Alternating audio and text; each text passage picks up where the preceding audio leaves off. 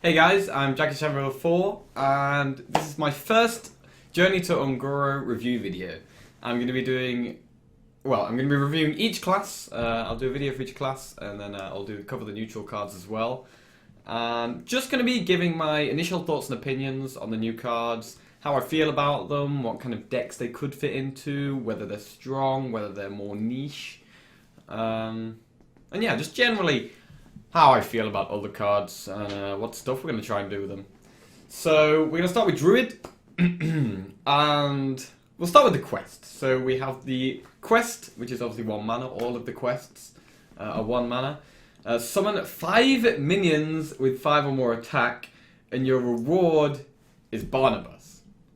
Okay, so quickly we'll just cover what Barnabas is. Barnabas is a 5 mana 8/8 beast with Battle Cry. Reduce the cost of the minions in your deck to 0. So if you complete the quest and summon 5 attack or more minions, all your minions cost 0, which would obviously have some huge potential. Like if you turn Malygos to 0 mana, then that's absolutely insane. You do like you can have Malygos swipe, double Moonfire, that kind of thing. So like that's potentially one of the things you might try and do with the quest. You might play a Malygos Druid. The thing is though, if you are playing a Malygos Druid, like are you going to be playing 5 minions with 5 or more attack? Like you may play Arcane Giant. That's probably something you'd put in the deck. Other than that, generally what you're trying to do is just draw a lot of cards and survive to pull off your combo, pretty much. So I'm not sure if that would actually be a viable thing. But it seems to me what this quest would be best with is literally just more of a ramp druid. So you're having all your early game, obviously your innovates, your wild growths, and yeah, playing big minions like Ancient of War, maybe Dark Arakoa, big taunts that are trouble to deal with, pretty much. But like I've thought about this quest quite a bit, and it seems like one of the worst quests to me. Because to get value out of this quest, you're gonna want to get really good value out of your minions being 0, right? So you're gonna want lots of expensive minions that are and you're gonna want to be able to draw them all. So you're gonna be wanting to playing a lot of expensive cards and a lot of card draw. So yeah, I can't see the Druid quest being that amazing. However, saying that, I do think this card, 3 mana, 5/1 beast, the Elder Longneck, Battle Cry if you're holding a minion with 5 more attack, adapt. I actually think this is a really strong card and would be very good with the quest. So obviously you can play 2 of these. That's 2 parts of your quest completed already. And it's a Magma Rager with Beast attached that can adapt. So you're going to be playing this in a deck with lots of 5 attack or more minions, obviously. So you have to assume that you're going to be able to use the adapt most of the time. And because it has such an aggressive stat line, generally you're going to want to go for one of the more defensive adapts. So something like Divine Shield to try and protect it and keep it alive, or +3 health. You have a 3 mana 5/4 beast is a very good card. So I actually think this card's really good. Like giving it, like you could like conceal it, and then it's basically just like the rogue minion that's a 3 mana 5/1 stealth, Shadow Rager. You could give it Wind Fury and go for the full glass cannon. Let's hit him and try and hope he survives, and then hit him in the face for 10. But obviously Elder Longneck would be very unlikely to survive. But I actually really like this card. I do really like this card. Would you be playing this? I mean, you'd be playing this. I think if you're playing the quest, if you're playing the Jungle Giants quest in Druid, I think you are just automatically going to play Elder Longneck. I think it's just so good that you will just put it in the deck. Like, sometimes you won't get one of the more defensive adapts, and you might have to pick something like Summon the 2/1/1s, or Stealth, or something like that, and it's kind of not so good. But generally I think Divine Shield and +3 health are both very good. Summon 2/1/1s as a death rattle really isn't bad either. Like a 3 mana 5/1 that summons 2/1/1s really isn't bad. plus it has the benefit of being a beast. Yeah, good card. I like this card. So next card, 2 mana 2/2, Tortillon Forager. Battle cry, add a random minion with 5 more attack to your hand. So if you're playing a deck with a very high curve, you are going to need some early game to try and survive, and this would be one of the better cards. Like, I think this card is great if you're running the quest. The only issue is that you're adding a random minion with 5 or more attack to your hand. And generally, well, there are a lot of minions with 5 or more attack that are pretty bad. There's a lot of big guys that are just don't do enough for how much they cost. So generally, a lot of the time, you're going to be getting something that you don't really want. However, it is a 2 mana 2/2 with an upside though. I think it's good enough to play. Yeah, like you can compare it to Dark Peddler. The thing about Dark Peddler is better than this card, partly because you have the Discover, so you get to choose, and partly because there's a lot of useful 1 mana cards that you can use in an aggressive. Well, Dark Peddler you generally fit in a more aggressive style deck, and you get like Power of Overwhelming or Soulfire or some really good options. Whereas Tortillon Forager, occasionally you'll get something really good. Like occasionally you might get like I was about to say Ragnaros, but Ragnaros is rotating out. Something like a Deathwing or something like that. But more often than not, I think you're going to end up with something you're not really that happy with. So, yeah, a card that I do like, and I think would be great for the Druid quest, but adding a random minion with 5 more attack isn't that amazing. Like, it's not a massive upside to a 2/2. It's only like a small upside. So it's a 2 mana 2/2 with a small upside kind of thing. But does fit well in a quest Druid. So, yeah. Interesting. Verdant Longneck, 5 mana 5/4 beast. So I believe this was one of the first cards to be revealed, and when they were first showing off the adapt mechanic, and it looks solid. Like if you're playing a beast druid, if you get like +3 health, I think is very often one of the best. Like if you have a minion with adapt that has a low health total, generally +3 health is very good. So a 5 mana 5/7 beast. It's really, really strong. Like, compare it to, like, Druid of the Claw, it's a 5 mana 4/6 beast, yes, it has Taunt. Obviously, with Verdant Longneck, you could give it Divine Shield. If you're ahead on the board and being aggressive, you could give it something like Wind Fury, where your opponent absolutely has to deal with it, or they're going to take a ton of damage. If you just wanted a solid body on the board and it's kind of a close game, you could go with Divine Shield or the Summon 2/1/1 minions. Like, because this guy's stats are fairly average, like he hasn't got like a super high attack or super low health or anything like that, then actually a lot of the adapt options are going to be possible. Like with the 3 mana Elder Longneck, you're never going to want +3 attack. You're never going to... there'll be rare situations, but you're pretty much never going to want +3 attack. You're never going to want Wind Fury. You don't really want Untargetable, because, you know, it can just be traded by one. I mean, there'll be situations where Untargetable could be good, but generally I don't think it's going to be as good as, like, +3 health or something like that. Whereas Verdant Longneck, all the options are just solid. So if you're playing like a mid-range Beast Druid, I think it's a solid card. But would you play it over Druid of the Claw and Stranglethorn Tiger? That's one of the issues with it. If you are playing a Beast Druid deck, then there are quite a lot of things in the 5 mana slot you want to play. Druid of the Claw is great, Stranglethorn Tiger is great. They're both very good with the Menagerie Warden, the 6 mana one that summons another copy. So, does this beat them? Like, I can definitely see you playing this over Stranglethorn Tiger. Yeah. Yeah. It's a good card. It's a good card. And I think Beast Druid could be better than it's been in a while, because there's a lot of, like, a lot of good Shaman stuff rotating out, and a lot of good like dragons rotating out. So a lot of the kind of Hearthstone style decks that just play strong minions on curve, a lot of them are kind of being moved out a bit. There's kind of just really like Jades. So Beast Druid could fill that role of being a very strong curvy mid-range deck. And this would be a solid card in that. Okay.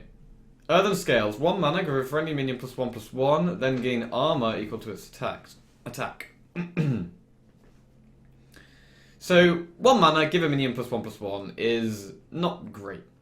It's not the worst card in the world, bearing in mind Paladin has a spell that's 1 mana, give a minion +1/+2, and that's a pretty balanced card, and pretty solid. But you're gaining armor equal to its attack. So, like, what card are you gonna... You're generally probably gonna be wanting you to use this on a taunt. So you're playing a taunt, buffing the taunt up slightly, and then gaining armor. So this card is obviously a very defensive card. Obviously you can use it on any minion that's on the board, and you can use it to trade efficiently and stuff. I think this card is better than it looks. Like, what you're getting for 1 mana is pretty good. If you're using this on, say, a Druid of the Claw, and you give it +1/+1, it goes to a 5/7 taunt, and then you gain 5 armor. 1 mana for 5 armor, plus you're getting +1/+1 of the minion. That's really, really good value for 1 mana. It's just a question of when are you going to want this card? Like, why are you going to want the armor? What kind of deck? It's going to have to be... If you're wanting armor, you're expecting to have taken a lot of damage, or be expecting to take damage, or be in some kind of position where you're needing to be defensive. So you're not going to be playing this in an aggressive Druid deck. Yeah,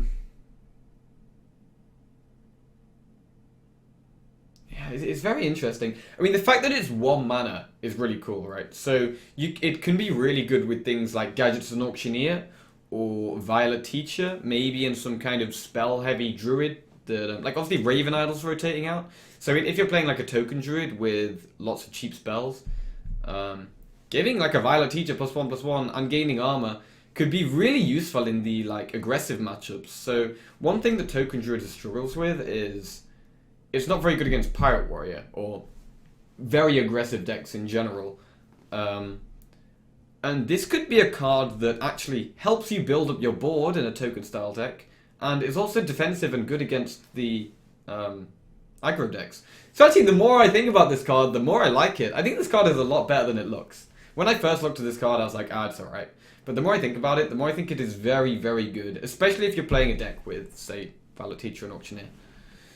But it's just questionable of what kind of deck this would actually fit into. Like, if you're not playing Violet Teacher and Auctioneer, and you don't really have much need for cheap spells, then I'm not sure about this card.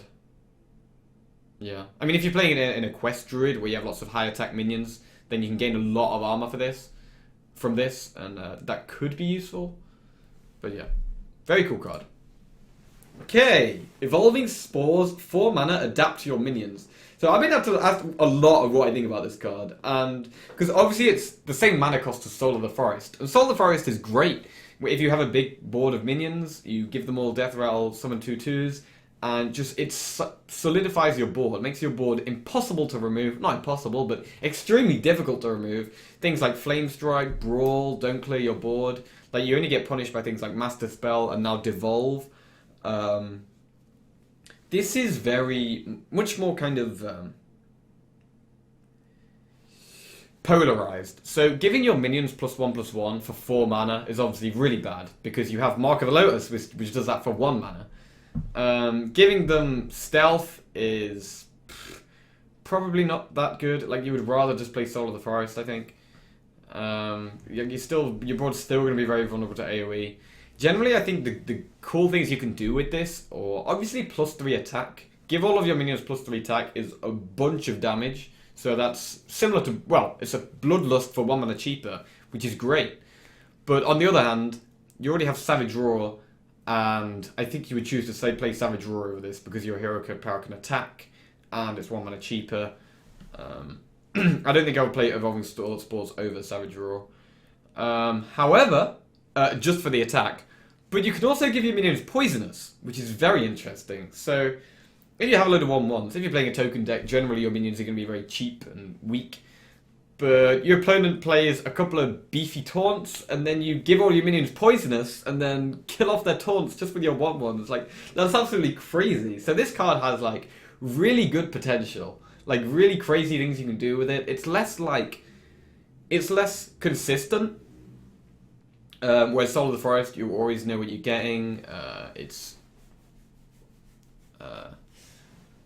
Yeah, protecting your board, but it's more crazy. Yeah, it's more crazy. So it's definitely a card that when the expansion first comes out with, I'll definitely experiment with in a token Druid list. I think that this is actually better than Soul of the Forest if you don't have that many minions on the board. Because say you have, say, 3 minions on the board.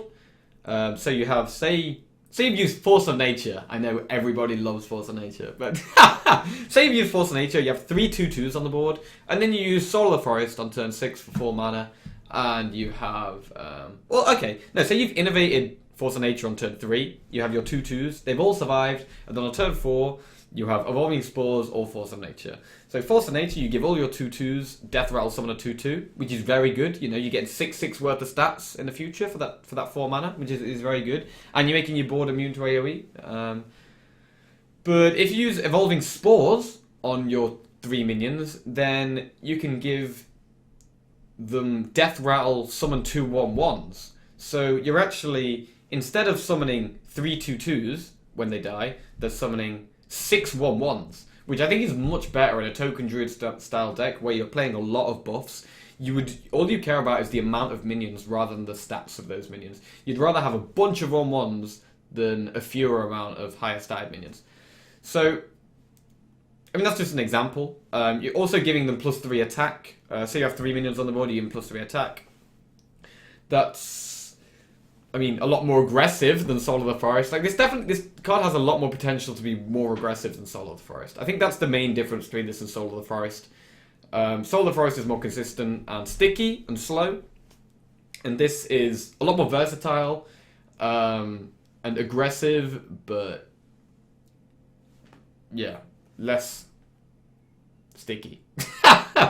Okay, but yeah, I think this card's great. This is more. I think this is more likely than Soul of the Forest to see play in aggressive decks. Like if there's some kind of aggressive beast druid where you play like Savage Roars, like maybe you might even play one of this. I'm not sure. Obviously, you also need to have a lot of minions on the board, so you want to be playing stuff like Violet Teacher. But maybe like an aggro beast token druid. This could fit in that kind of deck. Like this would be better than Soul of the Forest in that kind of deck, I think. So yeah, really cool card. Moving on. Shell Shifter. 4 mana 3/3. Choose one, transform it into a 5/3 stealth or a 3/5 with Taunt. So this is one that can also work with the quest. Obviously, if you're against Pirate Warrior and you need to be defensive, you can just put your 3/5 Taunt up. Whereas if you're in a slower matchup and you just want to complete that quest as fast as you can, then you go for that 5/3. Like a 4 mana 5/3 with stealth is not like Ascension Shieldmaster is a good card, right? A 3/5 Taunt is a solid card. A 5/3 with stealth is also a solid card. It's a card that's really hard for your opponent to deal with, and so you're very likely to be able to attack with it next turn. So I think this is another card that is better than it looks. I think that's the case with a lot of the Druid cards. They are better than they look. Whereas a lot of cards that have been released expansion look really, really crazy. I think a lot of the Druid cards don't look insane, but they're actually a lot better than they look. Yeah. So this is a very versatile card. Would you play this in a quest Jungle Giants Druid? Probably, because you're playing a lot of late game cards, right? So you're going to want to survive to the late game, and this card is a card that will help you do that while having the possibility of being a 5/3. One downside is it doesn't have 5 attack as a stat line, so it doesn't work with Elder Longneck, whereas if you're holding a minion with 5 or more attack in your hand, adapt. It doesn't work with that because it only has 3 attack when it's in your hand. But it's another one where I think it's actually pretty good, but I can't see a deck it would actually fit into. Like I haven't been able to come up with yet a Jungle Giants Druid deck that seems great. Like, I've come up with a few ideas, but none of them seem amazing. So yeah. Solid card. Solid card. Like, no one doubts that Sentient Shieldmaster's a good card. This is just better than Sentient Shieldmaster. Giant Anaconda. 7 mana, 5/3, Beast. Death Rattle, summon a minion from your hand with 5 or more attack. So, 5/3. Works with the quest. Obviously, terrible stat line for 7 mana, but you're not playing it for its stats. You're playing it because it could potentially pull out a Deathwing, or an untargeted 12/12 beast that we'll come on to. But if you, on turn 7, you play the 5/3 beast, and then you pull out Tyrantus, that's nuts. How is your opponent going to... Your opponent is not going to be able to deal with this at all. And this is another card that I think is better than it looks. Mostly because of this card, though. This card has super high roll potential. Obviously, you can pull out things like Deathwing, Tyrantus, any massive minion. Like, you pull out Nosdormu. Everyone loves Nosdormu. But, yeah, so you're going to want to be using this with... I mean, maybe defensive minions. Like, maybe you might want to play with cards like Soggoth. This is very good. So if you pull Soggoth from your hand, that's a really good defensive option. So I think Soggoth is a card that you're very likely to be playing Soggoth if you're playing Jungle Giants, right? It's just a very good 5-attack minion that's defensive, that has fantastic synergy with Giant Anaconda. And would also be fantastic if you completed your quest and it was 0 mana. So yeah. Really cool card. Really cool card.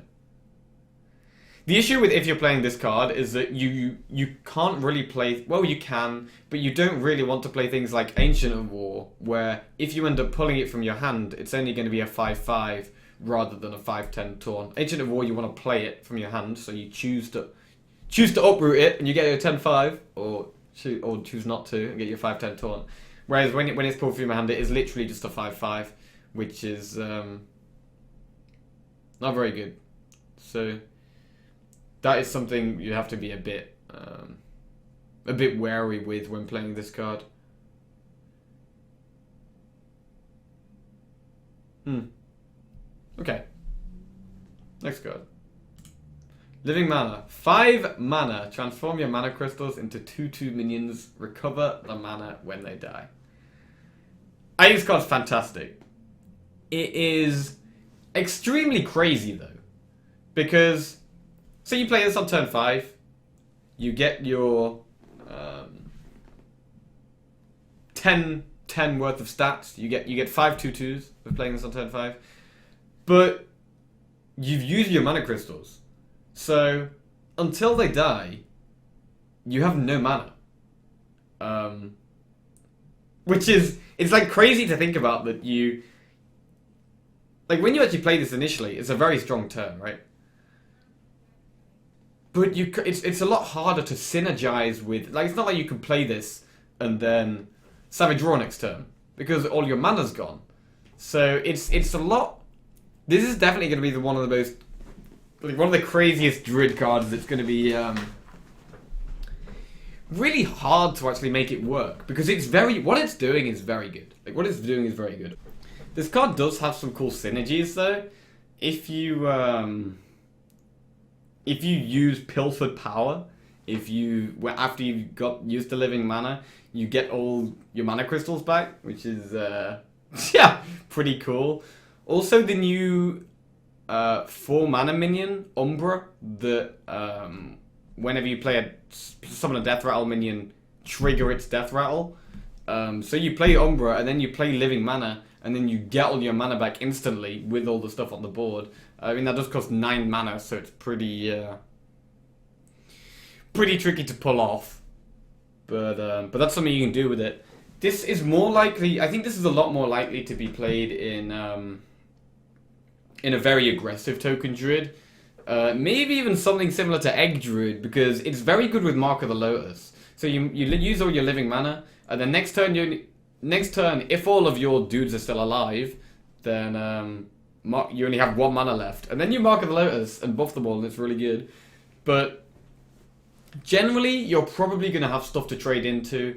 I think a lot of the time when you play living mana, you're getting all these stats on the board, and then you're probably going to have stuff to trade into, and so you do get all your mana back. And if that's the case, then you're getting extremely good value out of your 5 mana, right? If you get 5 2/2s for 5 mana, and then they play like something to trade into, and then you trade the mill in and get all your mana back, then that's great, because you haven't suffered and paid the downside. Because this card has a potentially massive downside. If they devolve your living mana or master spell or silence your dudes in any way, or even if they just ignore them, to be fair, if they ignore you, you're pretty happy with that because you can have a big board of stuff, but you're not going to be able to do anything with your hand.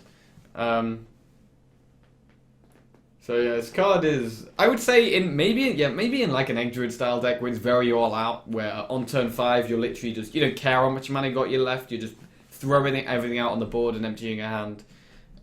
This could be the style of deck that fits into a very aggressive deck where you don't care if you don't get that mana back, you're just going all in. But yeah, really cool card. So last card, 10 mana 12/12 beast. It's the legendary minion. It's Tyrantus. Can't be targeted by spells or hero powers.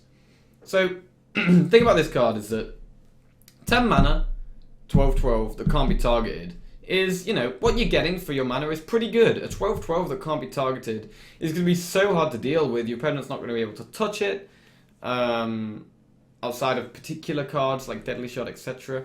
But it's just so hard to deal with. The issue is that it's on turn 10.